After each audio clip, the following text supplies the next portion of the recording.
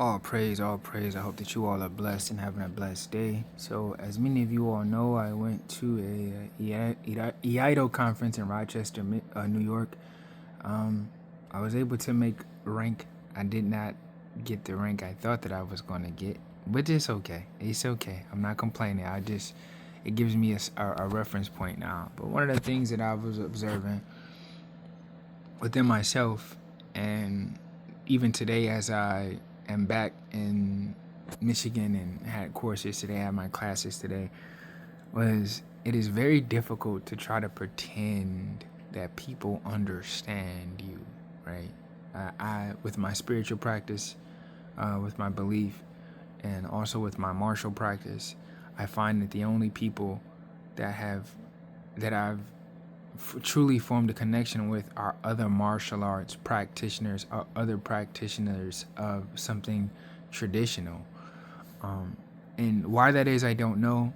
And it's not as if it's something that I've forced, but it's something that I've observed. At the conference, I don't know, man. I just felt at home. Like I felt at peace.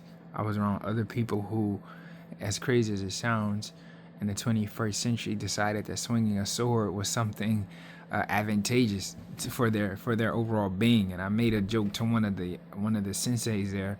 I was like, maybe we're all samurai who died and got reincarnated, and EI is the closest thing that we can get to actual swordsmanship, especially being the West. On this path with both EI and with Wing Chun, I've come across immense levels of scrutiny, which is understandable, right? And it's no resentment or any hard feelings toward the individuals. However, it has allowed me to see that very few people, especially within the melanated community that I've observed, have the aptitude for understanding such things and the importance of such practices, rather it be a spiritual practice, a devotion to a spiritual practice, or devotion to a martial practice, right? And I can't force anyone to observe this. I'm gonna stitch this in, but this was a conversation that I had with my brother, and also a conversation that I had with my brother in the Most High Christ. My older brother was saying that when you put on the glasses, you become lonely, right? He's quoting, I want to say it was Dick Gregory. He was quoting him. He uses the reference, the metaphor of glasses as becoming conscious, spiritually aware. And I told my brother, like, yeah, you may become lonely.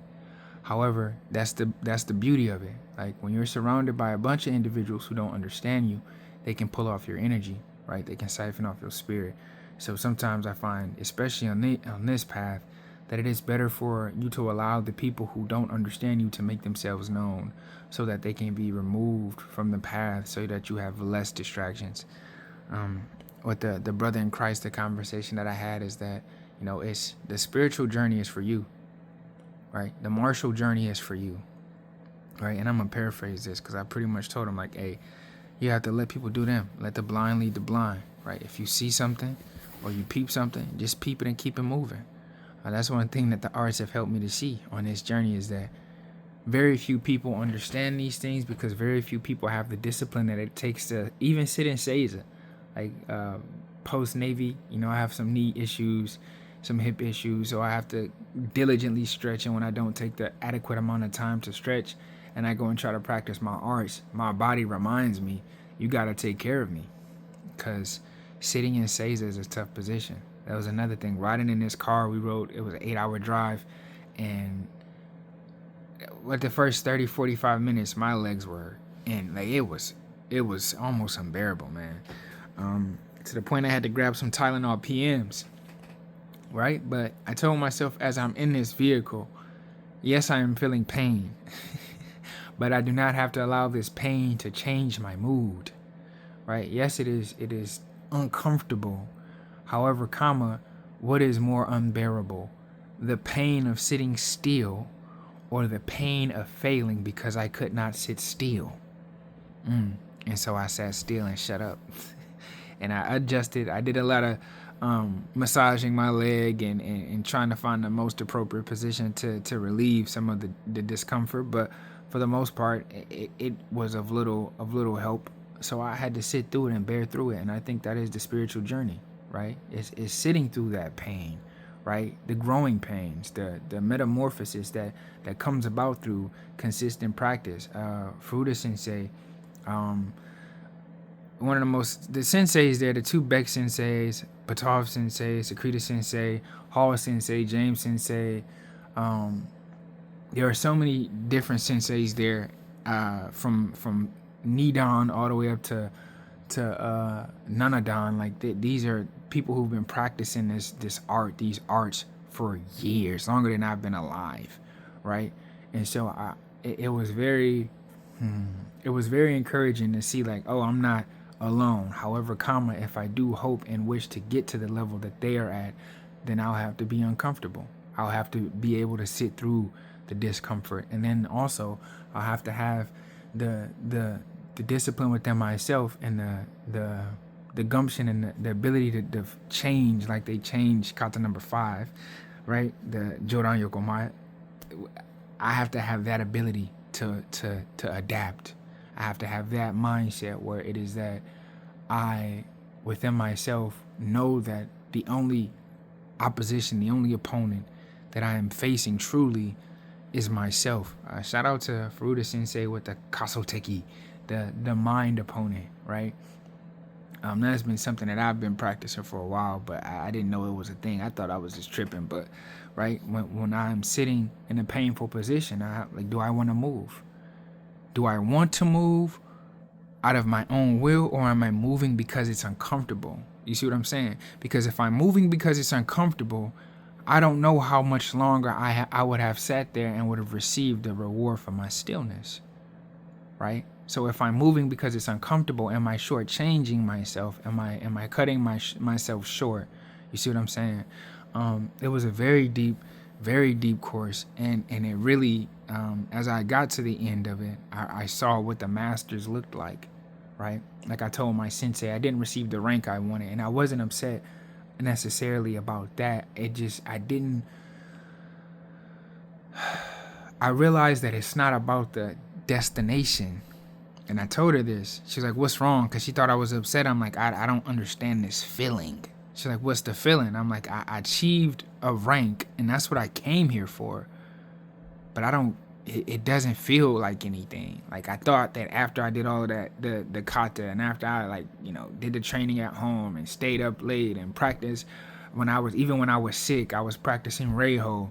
Like, I had a fever, and she brought me the COVID test, and I was practicing Reiho. I was like, I'm gonna make this rank, and I made a rank, but it didn't feel like anything. And I stopped myself. I'm like, oh, this is what they talk about when they say that the journey is more important than the destination. Because then I looked at the people that I met on this journey. I looked at even the people who I met at the seminar. I'm like, oh, I finally got to a place where I understand that component. However, the discomfort of understanding the lesson is what made me almost want to move. You see what I'm saying? Like, I don't think I want to do this no more. And I had to really stop and be uncomfortable in that mental space, right, with myself, and say, well, why do you not feel like you want to continue on? Because I got the rank, but it didn't mean anything. And so she's always saying, don't chase after rank.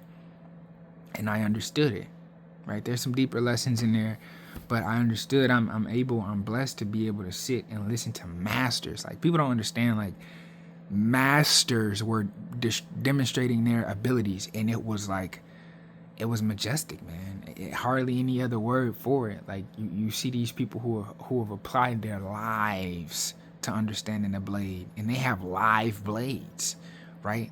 And not one of them made a mistake, because they do it so frequently. And man, it was just a beautiful thing to observe. And it as we're riding back from this trip, again, I'm in a very uncomfortable position, but now I'm like, I don't need to move, right? I took a Tylenol PM, I'm not gonna lie, but that didn't really help much. But I'm like, I don't have to move, because this pain is the reminder that I still have a very long way to go, right? You see what I'm saying? So I know that was a little long-winded and there was a few messages in there, but the crux, the meat and the potatoes of all of this is that, you know, when you find yourself practicing a more traditional art or a more traditional belief system, right, you have to realize that it is not for you to subjugate others with your belief system. It is not for you to push your belief system upon others.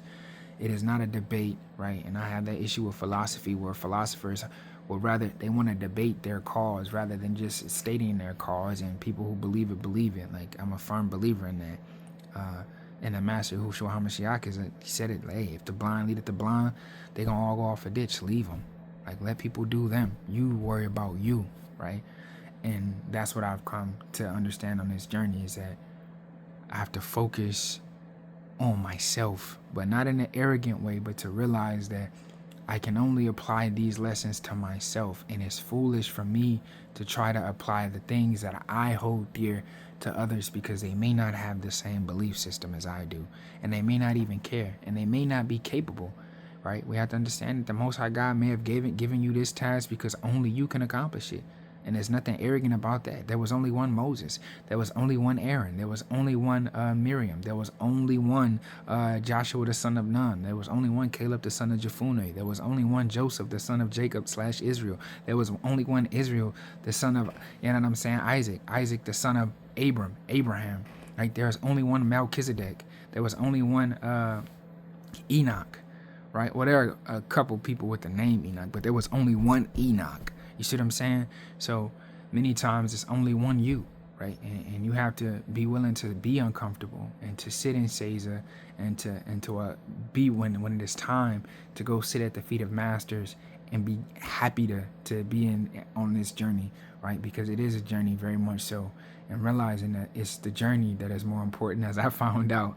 Because though I did achieve a rank, the rank was not nearly as meaningful as the individuals who assisted me along the journey. Anyway, Most High God bless. Peace, love, and prosperity. You heard me. Peace.